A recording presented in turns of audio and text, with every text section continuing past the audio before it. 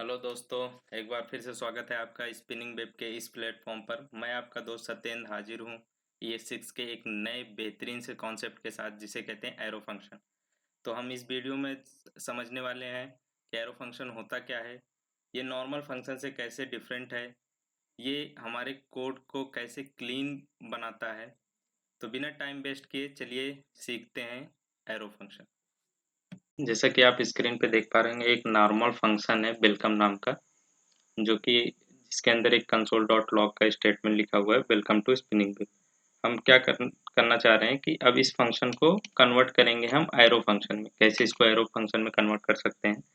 तो करना कुछ नहीं है, बस एक वेरिएबल क्रिएट करिए सेम नेम का, जिससे कि फंक्शन पहले से क्रिएटेड है। तो उसको वेलकम नाम का एक वेरिएबल हमने क्रिएट कर लिया। यहाँ पे एरो फंक्शन में कोई भी फंक्शन कीवर्ड यूज करने की ज़रूरत नहीं है, तो उसको हम स्किप करते हैं और इस स्टेटमेंट को कॉपी कर लेते हैं कंसोल डॉट लॉग को। यहाँ पे हमने पेस्ट कर दिया। इसको सेव करने से पहले इसको कमेंट कर देते हैं, क्योंकि एरर देगा।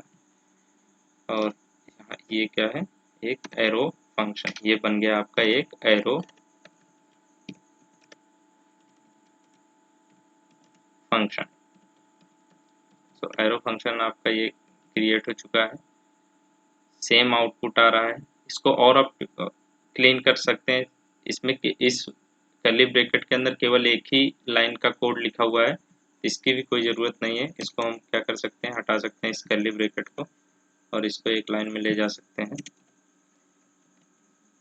अभी भी आउटपुट में कोई फ़र्क नहीं है। वेलकम टू स्पिनिंग वेब पहले भी आ रहा था, अभी भी आ रहा है, पर इस वाले कोड से ज़्यादा क्लीन कोड ये दिख रहा है। तो ये था नॉर्मल फंक्शन, उसको हमने कन्वर्ट कर दिया एरो फंक्शन में। तो इसको हटाते हैं, एक दूसरा कोई फंक्शन लेते हैं। हमने पहले से क्रिएट कर रखा है एक फंक्शन, कंट्रोल करके ले आते हैं उस फंक्शन को, इसको हटा देते हैं। और ये हमारे पास एक फंक्शन है जिसमें एक आर्गुमेंट पास हो रहा है और एक रिटर्न स्टेटमेंट है। तो इसको हटा देते हैं। इस सेम फंक्शन को हम चाहते हैं एरो फंक्शन में कन्वर्ट करना। तो क्या करेंगे, एक वेरिएबल क्रिएट करेंगे, जैसे कि हम पहले भी सीख चुके हैं। कॉन्स्ट नाम का एक वेरिएबल क्रिएट किया, कॉन्स्ट से एक वेरिएबल क्रिएट किया इज ऑड, और क्योंकि इसमें एक ही रिटर्न रिटर्न की भी ज़रूरत नहीं है, क्योंकि एक ही स्टेटमेंट है तो ऑटोमेटिकली रिटर्न हो जाएगा। इसको हम डायरेक्ट लिख सकते हैं ए मॉडुलो 2 नॉट इक्वल टू 0। तो इसको कमेंट करेंगे,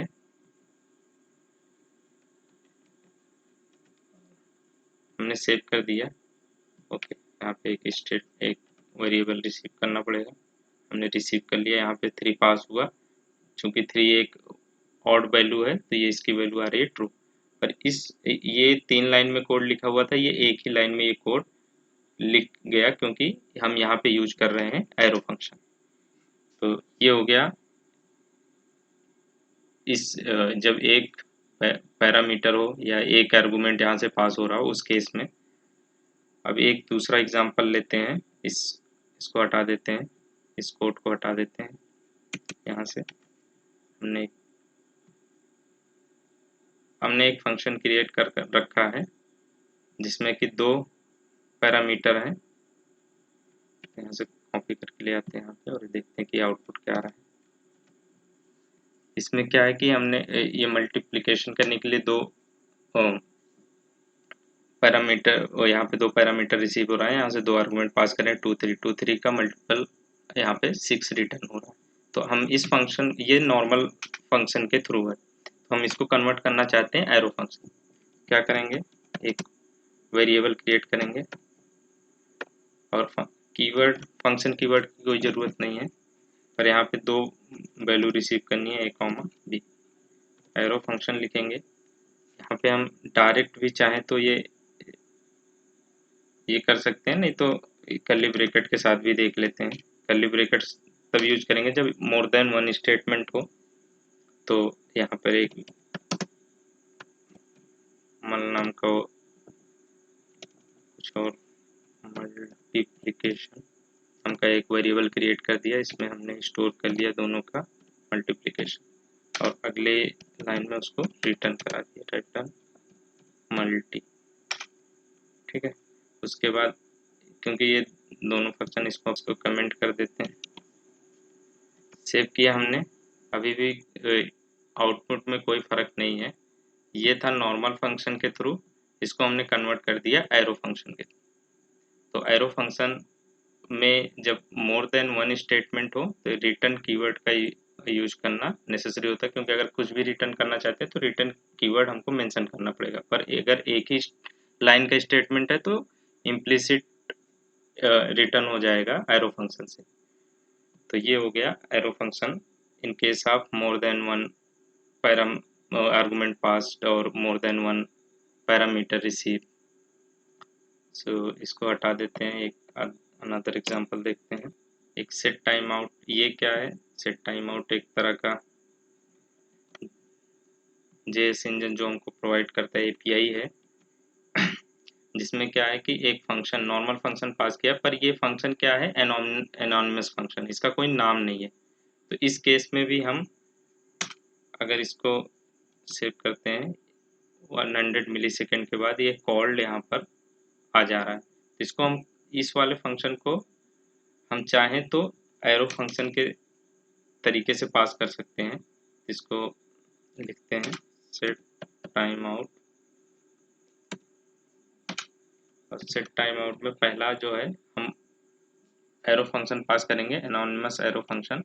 उसके लिए क्या करना है? फंक्शन कीवर्ड की कोई ज़रूरत नहीं है, और कॉमा 100, और इसके अंदर क्या है? कंट्रोल सी करके यहाँ पे पेस्ट कर देते हैं और यहाँ पे लिख देते हैं एरो फंक्शन कॉल्ड। इसको कमेंट कर देते हैं, दोनों फंक्शन कॉल हो रहा है। अगर ये वाला है जो वो normal function, normal anonymous function है, ये एरो फंक्शन है, तो एरो फंक्शन के साथ भी ये सही से काम कर रहा है।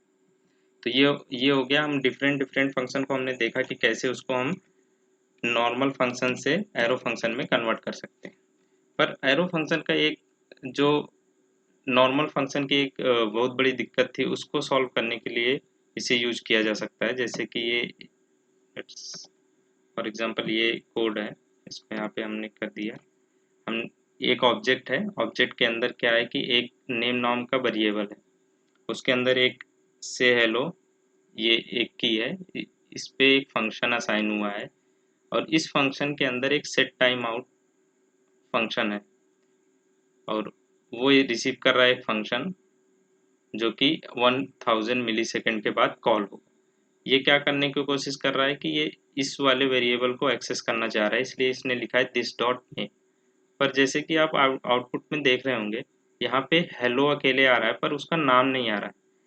तो ये नॉर्मल फंक्शन के साथ दिक्कत कह लीजिए या उसका फीचर कह लीजिए, वो इस दिस जो है वो ऐसा काम करता है, ये जहाँ से कॉल हुआ है वहाँ पे दिस की वैल्यू क्या है उसको एक्सेस करेगा, ना कि ये जहाँ पे मेंशन हुआ है। जैसे कि ऑब्जेक्ट यहाँ पे ये फंक्शन कॉल हुआ ऑब्जेक्ट डॉट से हेलो, तो यहाँ पे जो दिस की वैल्यू होगी ग्लोबल में उसको यहाँ पे एक्सेस करेगा। अगर हम इसको कंसोल करके देखें यहाँ पे, तो यहाँ पे कंसोल डॉट लॉग, हम यहाँ पे दिस की वैल्यू को देखना चाहें तो ये किसको पॉइंट कर रहा होगा? विंडो ऑब्जेक्ट को पॉइंट कर रहा होगा, विंडो ऑब्जेक्ट को पॉइंट कर रहा है। यहाँ पे कोई भी नेम नाम का वेरिएबल नहीं है, तो ये उसको एक्सेस कर नहीं पा रहा है। तो इसको जैसे नेस्टेड जब फंक्शन होते हैं तो उसमें ये दिक्कत आती है। इसको रिजॉल्व करने के कई तरीके हैं, पर हम उस पर बात नहीं करेंगे। हम देखते हैं कि इसको कैसे एरो फंक्शन में कन्वर्ट करके इस प्रॉब्लम को सॉल्व किया जा सकता है। तो इसी सेम ऑब्जेक्ट को हम क्रिएट करते हैं और सॉल्व करने की कोशिश करते हैं एरो फंक्शन से। तो कॉन्स्ट obj1 नाम दे देते हैं इसको, और इसके अंदर भी हम एक नेम नाम का वेरिएबल बनाते हैं, उसमें भी वैल्यू रख देते हैं विकास, और से हेलो, नाम की है जिसमें कि एक फंक्शन है, और इस फंक्शन ये नॉर्मल फंक्शन है जो कि इसके अंदर सेट टाइम आउट यहाँ पे हम पास कर देते हैं।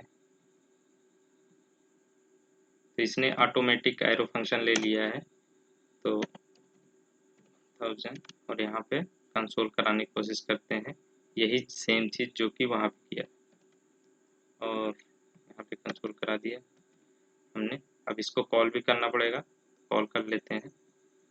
यहाँ पे ऑब्जेक्ट obj कॉल हो रहा है, उसका यहाँ पे हम obj1 डॉट से हेलो इस फंक्शन को कॉल कर दिया हमने। देखते हैं आउटपुट क्या आता है। यहाँ पे आप देख पा रहे होंगे हेलो विकास। तो यहाँ पे हेलो अकेले आ रहा था, जबकि हमने लिखा था हेलो दिस डॉट नेम, पर नेम को एक्सेस नहीं कर पा रहा था क्योंकि ये दिस जो है वो पॉइंट कर रहा है विंडो ऑब्जेक्ट को। ये जहाँ से कॉल हुआ है, नॉर्मल फंक्शन के केस में जहाँ से वो कॉल हुआ होता है वहाँ से वो दिस की वैल्यू डिसाइड होती है। पर एरो फंक्शन में क्या है कि जहाँ पे लेक्सिकल स्कोप में वो डिफाइंड है, वो उसका दिस जो होगा उसी को पॉइंट करेगा जिसके लेक्सिकल स्कोप में वो एरो फंक्शन है। तो जैसे इसके लेक्सिकल स्कोप में ये वाला नेम आ जाएगा, तो यहाँ से वो नेम की वैल्यू को एक्सेस करके प्रिंट कर देगा। तो ये एक प्रॉब्लम थी जो नॉर्मल फंक्शन के साथ थी, जिसको रिजॉल्व करने में एरो फंक्शन हमारी हेल्प कर रहा है। तो हमने एक एक करके सारी चीज़ें सीखा इसमें कि कैसे डिफरेंट फंक्शन को हम नॉर्मल फंक्शन से एरो फंक्शन में कन्वर्ट कर सकते हैं। डिफरेंट एग्जाम्पल के साथ हमने समझा। मुझे पूरा विश्वास है कि आपको समझ में आया होगा। अगर आपको ये लेक्चर अच्छा लगा है, इसे लाइक करिए, अपने दोस्तों के बीच में शेयर करिए, और आप अपना जो भी फीडबैक है या जो भी क्वेश्चन है उसको आप कमेंट कर सकते हैं। मिलते हैं अगले वीडियो में, तब तक के लिए keep learning, keep coding. Thank you, bye.